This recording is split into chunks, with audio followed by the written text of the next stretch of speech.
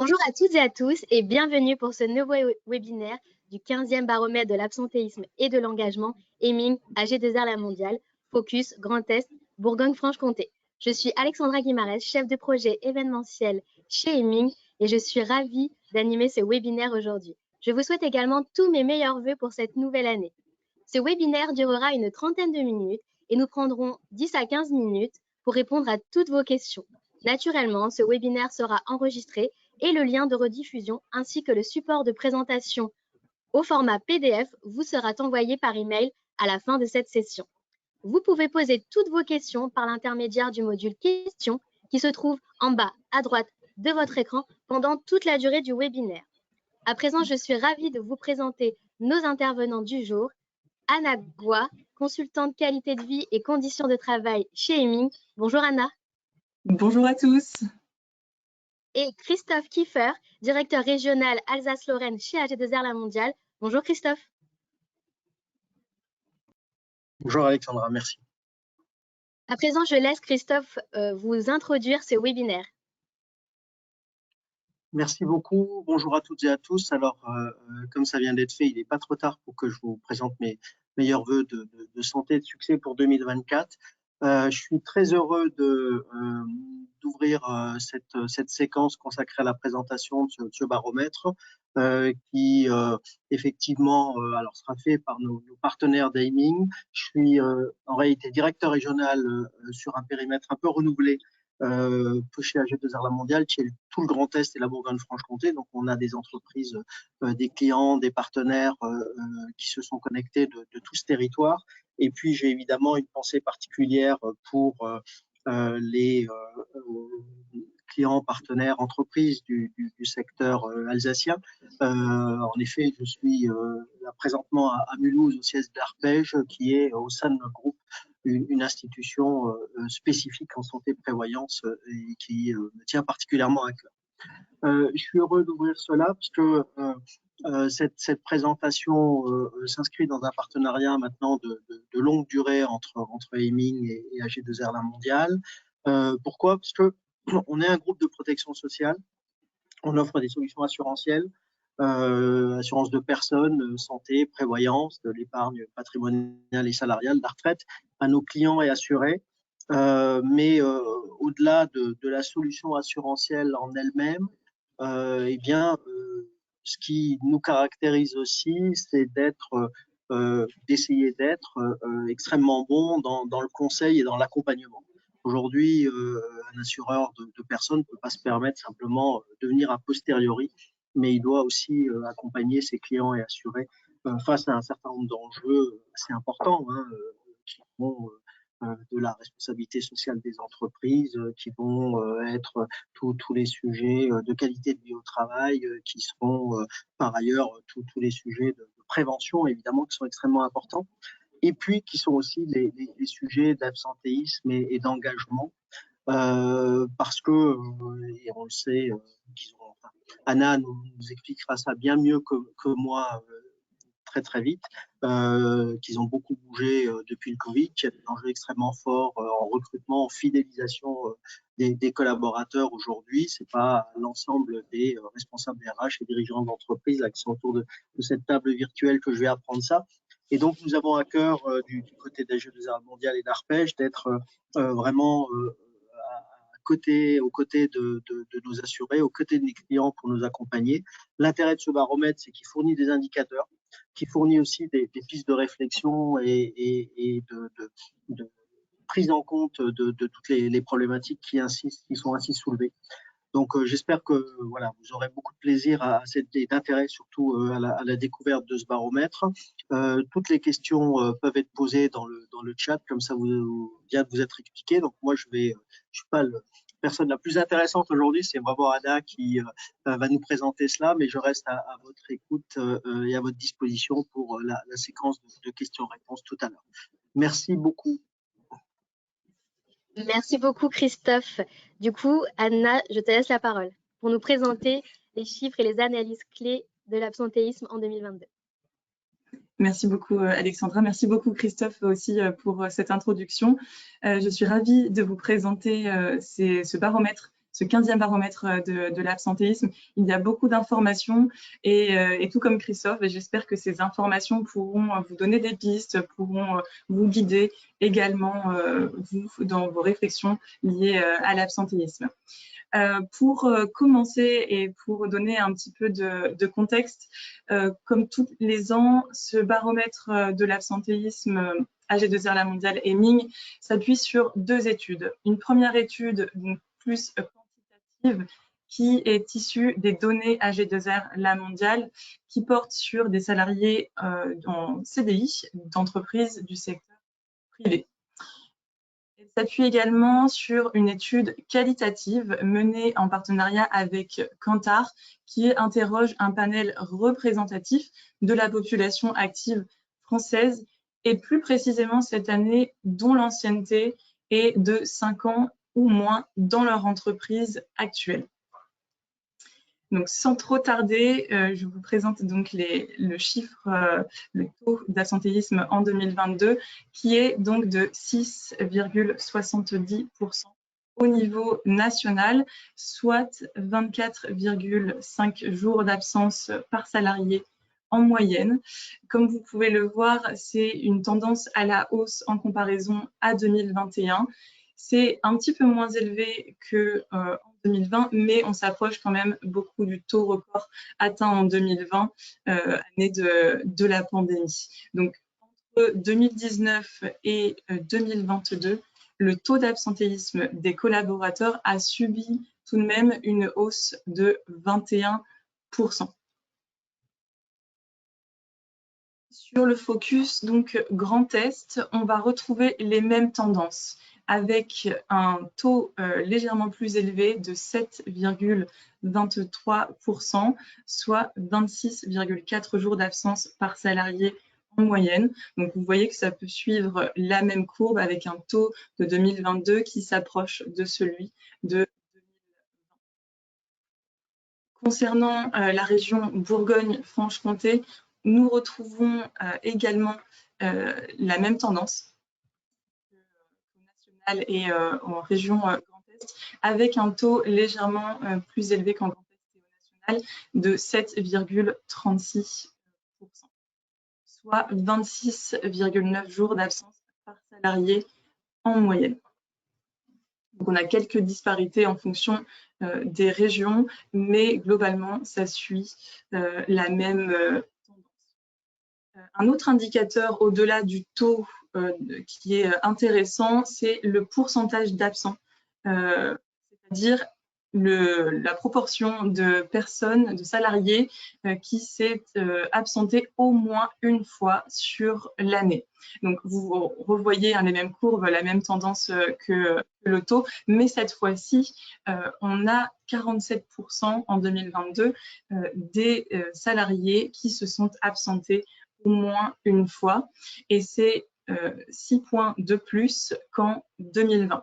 Donc, le 2022 surpasse 2020 en termes de proportion d'absence. On a une plus grande proportion de salariés qui s'est absenté en 2022.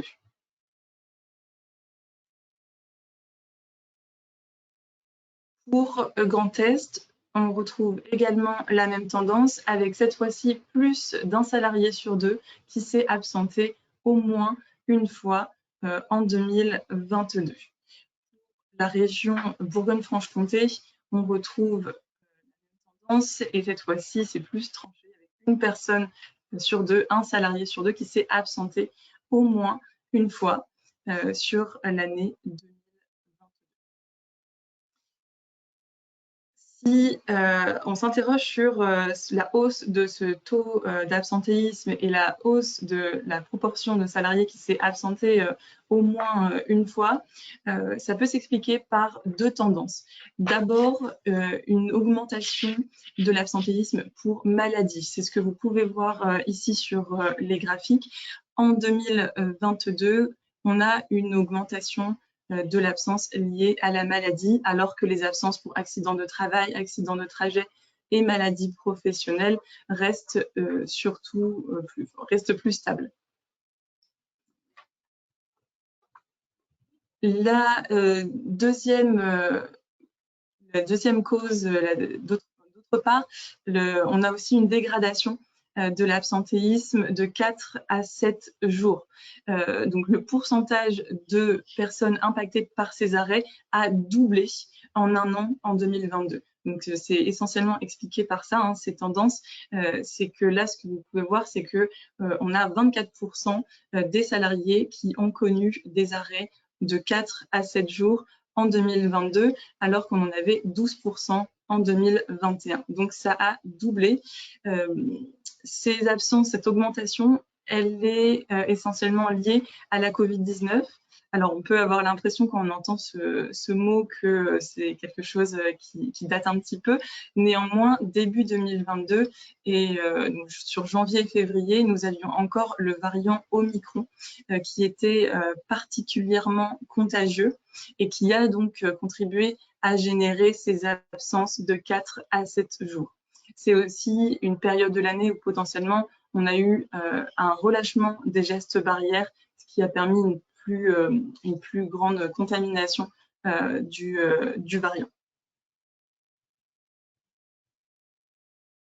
On retrouve la même tendance avec une légère augmentation pour la région Bourgogne-Franche-Comté pour le coup, des arrêts de supérieurs à 90 jours. Sinon, globalement, on voit encore sur ces graphiques que c'est surtout les arrêts de 4 à 7 jours qui ont doublé et qui peuvent expliquer d'une première part ces chiffres-là.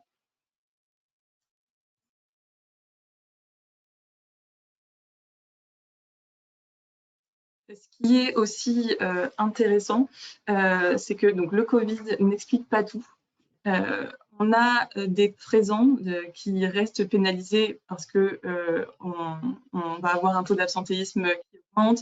On a aussi un turnover qui est plus élevé cette année avec des difficultés de recrutement. Donc, on va avoir des personnes présentes qui vont avoir peut-être plus tendance à s'abîmer au travail et qui vont malheureusement, par effet de cercle vicieux, s'absenter également peut-être plus vite et plus longtemps. Et aussi, quand on regarde cette absence de longue durée, par contre, c'est essentiellement les conditions de travail qui sont liées, c'est-à-dire que 60% de l'absentéisme pour accident de travail a duré plus de 90 jours versus 45% de l'absentéisme pour maladie.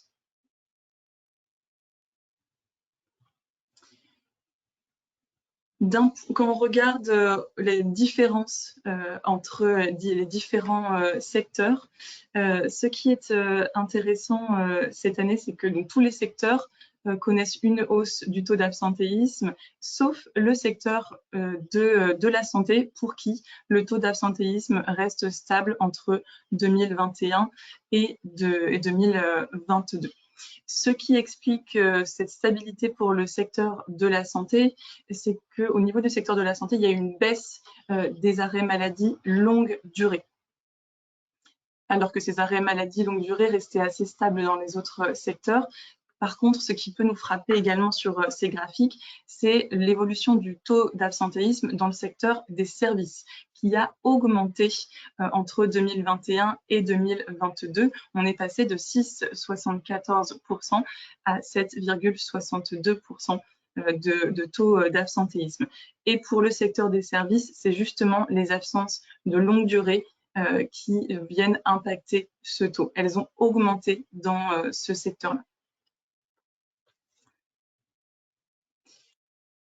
Au niveau de la région Grand Est, c'est pas exactement la même tendance, c'est-à-dire qu'au niveau du secteur de la santé, on a quand même une légère augmentation du taux d'absentéisme. C'est resté stable au niveau national, mais c'est moins le cas en tout cas en région Grand Est. Par contre, on peut voir que dans le secteur service, ça suit la même tendance. On a vraiment une augmentation assez significative du taux d'absentéisme. Ce qui est intéressant, et plus spécifiquement dans le secteur là, Grand Est, c'est que vous pouvez le voir au niveau du secteur des transports, le taux d'absentéisme a diminué par rapport à 2021. Donc ça ne correspond pas exactement à la tendance nationale. Et on va retrouver la même chose pour la région Bourgogne-Franche-Comté, avec une tendance qui ne correspond pas forcément au national, une augmentation du taux d'absentéisme dans le secteur de la santé. On retrouve par contre une augmentation du taux assez significatif dans le secteur des services et comme pour la région Grand Est, une diminution du taux de l'absentéisme dans le secteur des transports. Donc on voit vraiment quelques disparités pour le coup au niveau régional. Si on regarde donc maintenant les profils des absents, ce qu'on voit, c'est que toutes les catégories d'âge ont connu une hausse de l'absentéisme, maladie de courte durée en 2022 et une propagation plus forte des absences. Mais quand on regarde principalement les indicateurs d'absentéisme par âge, on est surtout interpellé par le niveau d'absentéisme des salariés âgés de 51 ans et plus, dont le taux est record cette année, 8,65%. Pour cette tranche d'âge-là, c'est essentiellement l'absentéisme de longue durée qui est très prégnant. Nous avons 58% de l'absentéisme des plus de 51 ans qui a duré plus de 3 mois, alors que seulement 28% pour les 30 ans et moins a duré plus de 3 mois. Donc, plus on s'approche d'un âge élevé, plus on a tendance à s'absenter longtemps. Un autre indicateur qu'on a mis en avant cette année, c'est une première fois, on n'a pas encore de benchmark dessus, mais c'est un indicateur très intéressant, c'est les polyabsents. Donc les polyabsents, on va les définir comme des salariés qui ont connu plusieurs absences dans l'année. Et en 2022, on a 18% des absents qui ont connu 3 absences ou plus.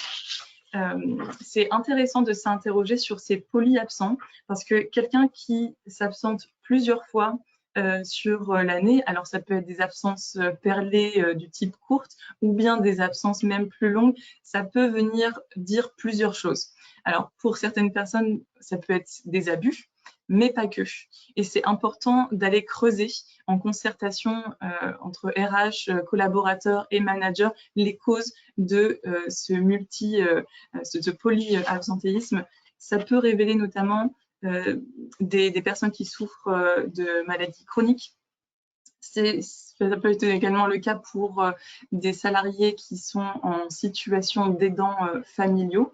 Et puis surtout, ça peut être aussi des signes avant-coureurs d'une absence plus longue à venir. Dans un autre baromètre, nous avons pu mettre justement en avant le lien entre des petites absences et une plus longue absence à venir. Ça peut être des signes de fatigue justement et une personne peut s'absenter pour une durée plus longue suite à ça. Ces absences perlées, ça peut aussi être le symptôme d'un désengagement au travail. Et d'ailleurs, le désengagement ressort dans notre étude parce qu'on a 62% des polyabsents qui souhaitent changer de poste versus 39% des non-absents. Et également, on a 48% des polyabsents, donc presque la moitié, qui veut changer d'entreprise, alors que chez les non-absents, c'est le cas pour seulement 28%. Donc plus on est polyabsent, on va dire, plus on va avoir tendance à être désengagé, à vouloir changer de poste, voire même changer d'entreprise.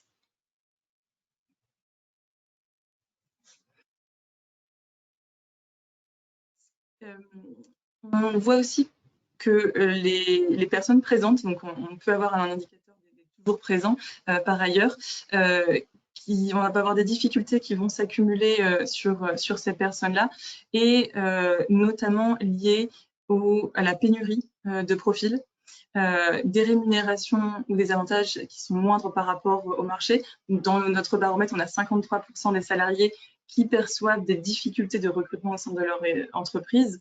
Et la troisième raison évoquée, donc c'est une pénibilité des métiers. Et ça, c'est particulièrement souligné dans les secteurs de la santé et du commerce. Dans l'étude qualitative, donc quand on pose la question aux salariés de s'ils souhaitent changer de vie professionnelle, on voit en France qu'on a quand même une problématique liée au turnover.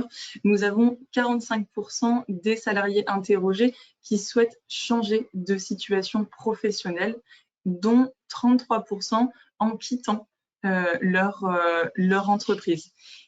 Et même parmi ceux qui souhaitent rester dans l'entreprise, le questionnement est tout de même de rigueur, puisque près de la moitié ne se projette pas au-delà de 4 ans. Et cette tendance, elle est surtout présente chez les plus jeunes. On va avoir 58% des 30 ans et moins qui ne se projettent pas au-delà de 4 ans. Chez les 30 ans et moins, on observe aussi plus de mobilité parce que 20% d'entre eux déclarent avoir déjà eu 5 employeurs et plus depuis le début de leur carrière.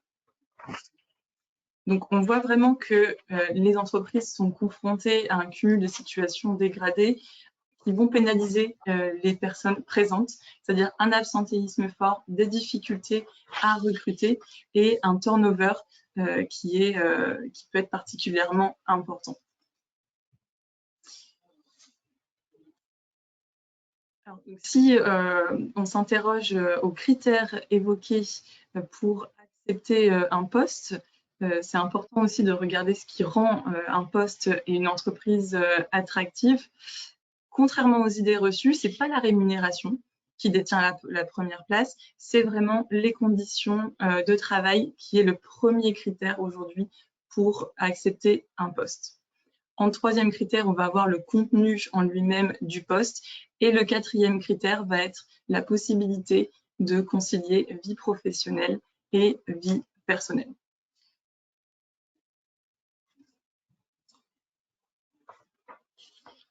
Si donc les annonces aussi peuvent être suffisamment attractives pour donner envie aujourd'hui aux salariés de postuler chez nous, ce qui fait qu'une personne a envie de rejoindre une entreprise, c'est aussi les recommandations de leur entourage. Donc aujourd'hui, on a un tiers des salariés interrogés qui ont intégré leur entreprise suite à une recommandation de leur entourage. Donc c'est vrai que les systèmes de cooptation qui vont consister à récompenser le salarié pour recommander un candidat à un poste, ça peut venir favoriser les recrutements, mais l'incitation, on va dire, financière n'est pas suffisante en elle-même. Un salarié qui est mécontent aujourd'hui de son travail dans son entreprise ne conseillera pas à son entourage de rejoindre l'entreprise. On a 92% des salariés qui se projettent à long terme dans l'entreprise, ils sont déjà prêts ou ils ont déjà recommandé leur entreprise. Par contre, on en a seulement 66% pour ceux qui souhaitent actuellement quitter leur entreprise.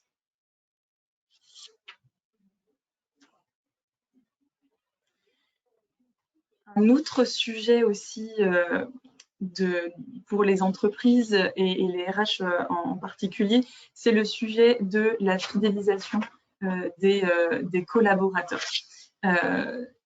Pour favoriser l'intégration, ce qui est nécessaire aujourd'hui, c'est vraiment d'anticiper l'intégration des personnes et notamment de penser ou de repenser ce qu'on appelle le onboarding. Si on a des difficultés d'intégration, ça va forcément impacter le souhait de rester ou non dans l'entreprise et les chiffres sont assez clairs. On a 57% des personnes insatisfaites de leur intégration qui ne souhaitent pas rester dans l'entreprise, alors que c'est le cas de 27% uniquement pour celles qui en sont satisfaites.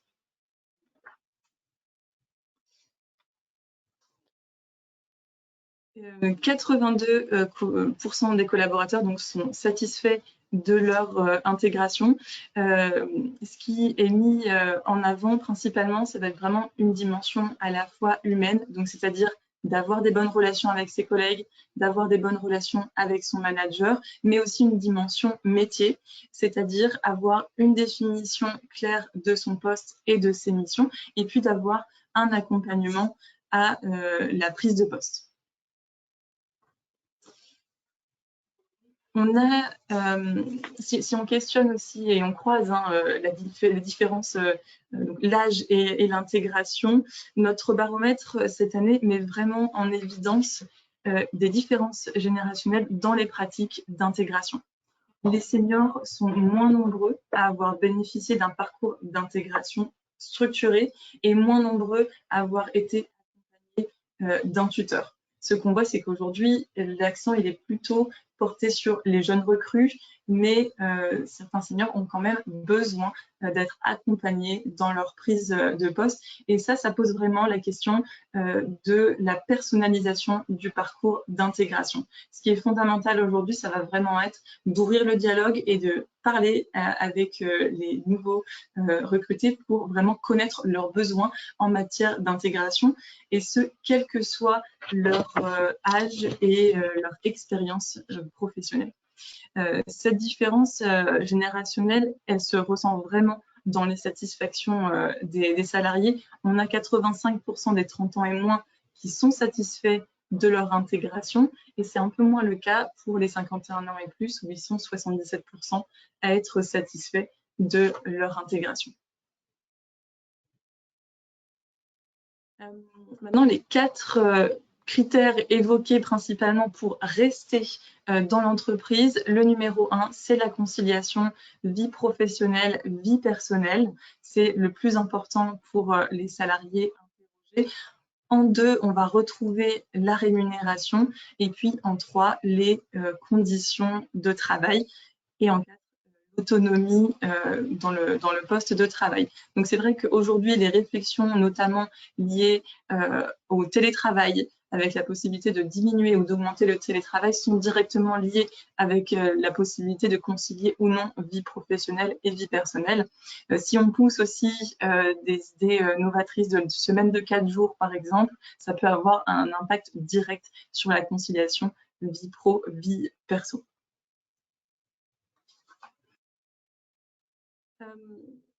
Et parfois, malgré tout, le départ est inévitable. Le salarié qui souhaite quitter l'entreprise. Et là aussi, pour les entreprises, c'est vraiment un moment très important et à soigner. C'est ce qu'on va appeler le off-boarding. Le off-boarding, c'est la dernière étape de l'expérience collaborateur au sein de l'entreprise. On peut dire que c'est la période de off-boarding. Elle commence à partir du moment où administrativement le départ est acté avec l'employeur jusqu'à la fin de période du préavis. Ce que notre étude met en avant, c'est les salariés boomerang. Donc, je ne sais pas si vous connaissez l'expression, mais bon, on peut voir déjà ce que ça revêt. C'est-à-dire que c'est ces salariés qui ont quitté leur entreprise, mais qui y reviennent. Et aujourd'hui, 20% des répondants ont déjà travaillé pour leur employeur, et 20% actuellement seraient prêts à retourner chez leur ancien employeur. Donc, on voit que laisser une bonne image auprès du salarié est très important pour les recrutements futurs. Et puis, au-delà du fait que, encore une fois, les salariés actuels ou anciens collaborateurs sont les plus grands porte-parole pour amener d'autres recrutements futurs.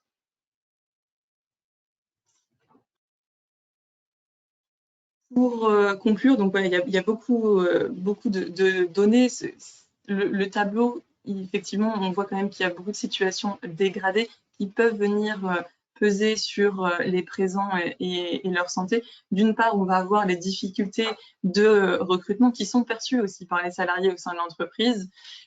Donc, on a des entreprises qui doivent aujourd'hui clairement repenser ou penser l'attractivité et le parcours professionnel des collaborateurs. C'est vraiment l'expérience collaborateur des salariés qui est à penser, à réfléchir, à soigner, et notamment les étapes clés qu'on a pu mettre en avant de pré-boarding, de onboarding, et puis quand le départ est inévitable, de off-boarding. Ce que notre baromètre met en avant, c'est aussi que toutes ces étapes sont importantes, quel que soit notre âge et quel que soit notre niveau d'expérience aussi sur notre poste. On a pu voir que on pouvait avoir des seniors qui pouvaient manquer d'accompagnement parfois à la prise de poste. Ça fait beaucoup d'informations. N'hésitez pas à poser toutes vos questions dans les onglets dédiés à ça. Merci beaucoup, Anna. Alors du coup, avant de passer aux questions-réponses, donc rapidement, on vous propose quelques conseils pour finalement prévenir l'absentéisme et renforcer la présence au travail. Et on vous pose cette question, donc n'hésitez pas à interagir avec nous sur le chat. Donc, quel levier mobilisez-vous pour réduire l'absentéisme et renforcer la présence au travail? Donc voilà, n'hésitez pas à répondre dans le chat. On serait ravis de connaître quel levier vous mobilisez-vous actuellement en entreprise. Et Anna, du coup, va vous présenter quelques conseils, donc rapidement, voilà, pour vous aider, du coup, dans cette démarche. Et après, on passera aux questions-réponses. Et je vois que vous avez déjà pas mal interagi avec nous. On a déjà quelques questions. Donc voilà, ne vous inquiétez pas, on va y répondre juste après, du coup, cette présentation. Oui, n'hésitez pas effectivement à partager vos réponses dans le chat pour finalement se regarder comment est-ce qu'on traite, comment est-ce qu'on gère l'absentéisme. C'est inévitable aujourd'hui de d'abord réaliser un état des lieux. Donc là, vous avez vu qu'il y a eu beaucoup de données, beaucoup de chiffres sur l'absentéisme, mais certainement dans votre entreprise, ça peut y ressembler, mais c'est peut-être aussi un petit peu différent. Donc la première étape, si on souhaite aujourd'hui agir sur l'absentéisme, c'est d'abord de faire un état des lieux. Et cet état des lieux, il vise à savoir quelles sont les caractéristiques de votre absentéisme, c'est-à-dire quelle couleur il a votre absentéisme. Est-ce que vous êtes davantage touché par des absences perlées, donc des absences de courte durée récurrentes? Est-ce que vous êtes davantage touché par des absences de longue durée? Est-ce que c'est plutôt tel type de métier dans votre entreprise qui est concerné par l'absentéisme? Est-ce que c'est plutôt telle tranche d'âge ou telle tranche d'ancienneté? Tout ça, c'est vraiment à caractériser, à pouvoir analyser pour ensuite agir sur l'absentéisme. Donc, c'est un peu réaliser en fait une cartographie de votre absentéisme. Pour faire cet état des lieux, donc une cartographie, c'est très important, c'est nécessaire de regarder vos chiffres à vous. Et puis, dans un deuxième temps, c'est nécessaire d'aller identifier quels pourraient être les facteurs d'absence, mais aussi de présence. Parce que là, on ne le met pas forcément en avant, mais il y a aussi, vous avez un taux dans votre entreprise un pourcentage de toujours présent. Donc, ça positive finalement l'analyse que vous pouvez faire, ça valorise ça, ça peut être un indicateur qu'on peut communiquer aussi au sein de l'entreprise. Mais en tout cas, ce qui est vraiment important, c'est d'analyser vraiment quelles sont les causes de présence et d'absence. Ça peut se faire à travers d'entretiens, par exemple, pour vraiment identifier chaque facteur. Ça se fait sinon régulièrement dans la prise de pouls des collaborateurs, des prises de température. Ça peut être fait à travers un baromètre social, par exemple. Voilà, tout ce qui peut permettre de prendre la température au niveau des salariés et vraiment d'identifier quelles pourraient être les causes de l'absentéisme. Et une fois que vous avez cet état des lieux qui est réalisé, où vous avez des chiffres et vous avez aussi des données plus fines, qualitatives, pour savoir à quoi ressemble votre absentéisme et quelles en sont les causes, ensuite, vous pouvez vraiment mettre en place une démarche de prévention de l'absentéisme, donc définir certaines actions, définir des actions de prévention aussi en fonction de ce qui a été défini avant. Mais cette étape, en tout cas, d'état des lieux est nécessaire avant de se lancer dans une démarche de diminution de l'absentéisme. Globalement, on revient aux fondamentaux qui est toujours d'interroger les salariés, de prendre la température, par exemple, un baromètre social, et puis ces informations vont vous permettre d'améliorer l'expérience collaborative. On le voit aussi, l'absentéisme, c'est quand même très lié à l'état de santé de vos collaborateurs. Donc, c'est pour ça qu'aujourd'hui, l'entreprise a un rôle de prévention, alors non seulement des risques au travail, mais elle peut aussi avoir un rôle de promotion de la santé de manière générale. Par exemple, en faisant des sensibilisations sur les risques qui sont liés à la sédentarité, des sensibilisations sur la santé mentale, comment mieux repérer quelqu'un qui ne va pas bien au travail, quelles sont les bonnes réactions à avoir face à quelqu'un qui ne va pas bien au travail, et puis aussi de pouvoir identifier et prévenir les conduites addictives dans le milieu du travail. Voilà, il y a vraiment beaucoup de choses sur lesquelles l'entreprise peut faire également des formations, de la sensibilisation, des ateliers pour prévenir et vraiment développer de manière générale la santé des collaborateurs. On peut aussi avoir des sensibilisations sur la gestion des émotions, la gestion du stress, et puis, si on le souhaite aussi, plus positives, liées notamment à la psychologie positive pour booster les ressources qu'on peut trouver dans son travail et donner plus de sens aussi dans son quotidien. Donc, voilà quelques pistes pour justement vous aider à diminuer l'absentéisme, mais aussi rendre cette expérience collaborateur plus agréable, plus optimale. Ce qui peut aussi aider, ça va être d'objectiver les processus de recrutement, c'est-à-dire vraiment attention au descriptif de poste versus la réalité du poste pour éviter de créer des effets chaud-froid qui vont refroidir les personnes. Et puis vraiment, alors quand on dit objectiver les processus RH en matière de pré-boarding ou de onboarding, c'est vraiment ce que je vous disais, c'est que qu'importe l'âge de la personne, qu'importe l'expérience de la personne, il faut que ces étapes-là soient soignées pour tout le monde.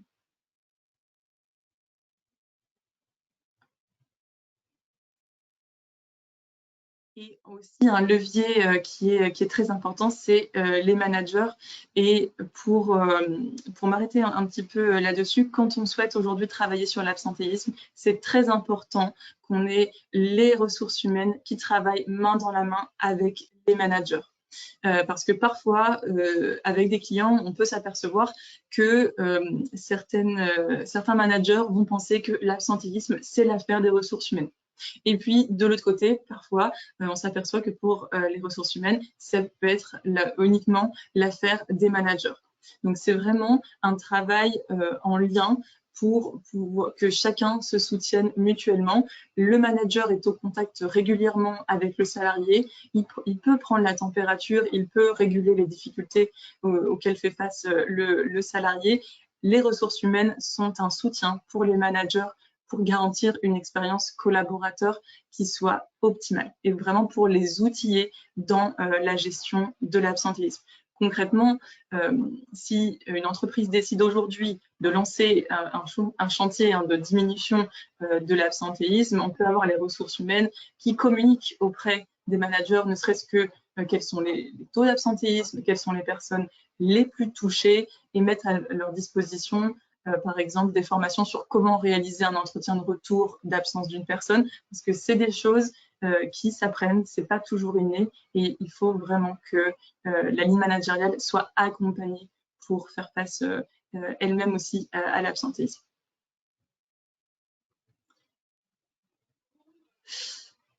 Écoute, Alexandra, on peut passer aux questions. Voilà tout ce que j'avais envie de vous transmettre. Très bien, merci beaucoup Anna pour ces conseils très instructifs pour vraiment voilà, amorcer en tout cas une première démarche pour vraiment du coup prévenir l'absentéisme et renforcer la présence au travail. Donc nous allons passer aux questions-réponses et nous avons déjà des questions de nos participants. Donc je vous les pose Anna et Christophe et je vous laisse voilà répondre et compléter le propos de l'autre. Donc je vous pose notre première question. Selon vous, qu'est-ce qui justifie l'absentéisme des personnes âgées de plus de 51 ans? Maladie, AT, MP? Donc, je vous laisse répondre à Anna et Christophe. Christophe, je peux prendre la réponse. Oui, je veux bien, Anna. Pour les personnes de plus de 51 ans, ça va être essentiellement la maladie qui va causer une grosse partie de l'absence pour eux. C'est vraiment la maladie qui cause des absences aussi plus longues. Très bien, merci beaucoup Anna. Donc la seconde question, comment avez-vous calculé le taux d'absentéisme? Christophe, je peux prendre la question aussi. Après, promis, je vous en laisse. Non, c'est des questions qui s'adressent à la spécialiste, donc très volontiers.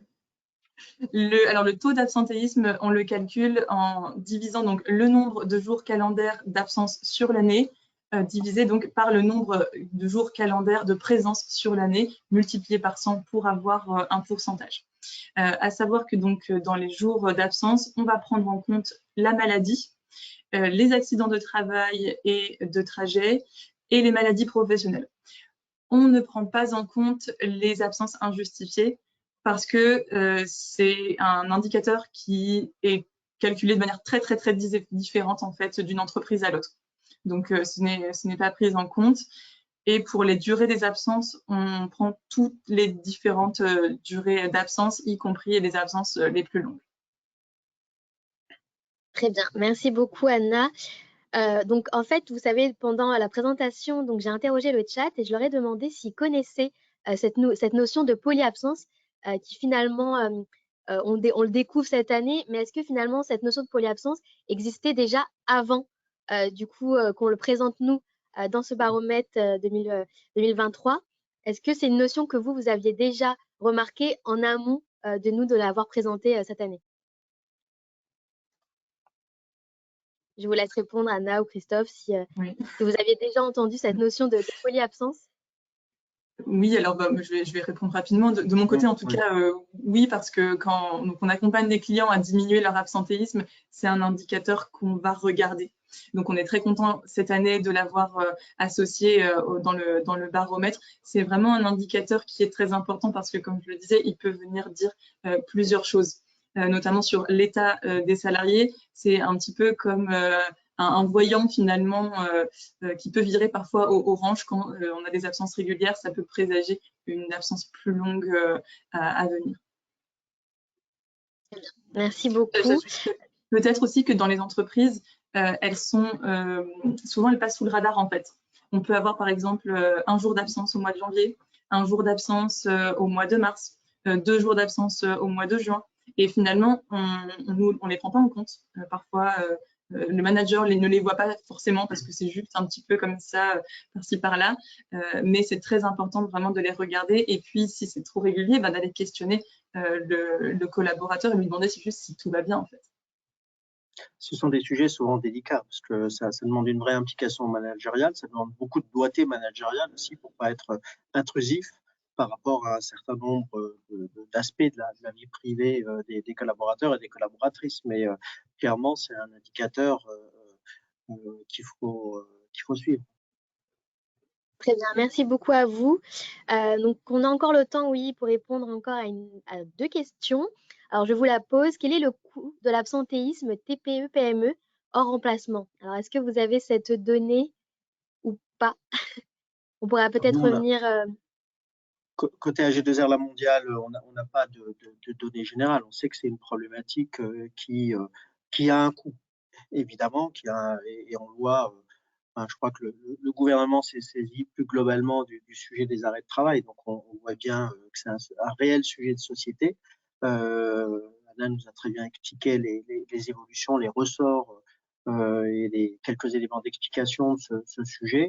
Après, aujourd'hui, on n'en est pas encore à calculer le coût qui, en plus, peut être très, très différent d'une entreprise à l'autre, mais il y a un coût global à l'échelle du pays. Oui. Très Oui, bien. je vous rejoins, Merci. Christophe. Merci beaucoup. Alors, la dernière question, concernant les résultats quantitatifs que vous avez présentés, l'étude était réalisée également sur d'autres régions que la Bourgogne-Franche-Comté. Oui, en fait, nous avons un partenariat national avec Aiming. Nous avons à cœur d'être au plus près des territoires, ce qui fait qu'on a choisi sur le périmètre de ma direction régionale, si je puis m'exprimer comme ça, de rester néanmoins à l'échelle des régions administratives, hein, Grand Est d'un côté, Bourgogne-Franche-Comté de l'autre, mais on l'a effectivement décliné sur un ensemble de régions. Très bien. Merci beaucoup à vous deux. Ce webinaire est maintenant terminé et marque la fin de notre tour des régions, comme l'a expliqué Christophe. Ce que je vous propose, c'est que nous reviendrons vers vous très rapidement pour répondre à d'autres questions si vous en avez. Donc, n'hésitez pas à nous les transmettre. Et je vous souhaite à toutes et à tous une très belle journée. Merci encore, Anna. Merci, Christophe. Bonne journée à vous. Merci beaucoup. Merci à tous Bonne les journée deux. à toutes et tous. Bonne Au revoir, journée. merci beaucoup. Au revoir.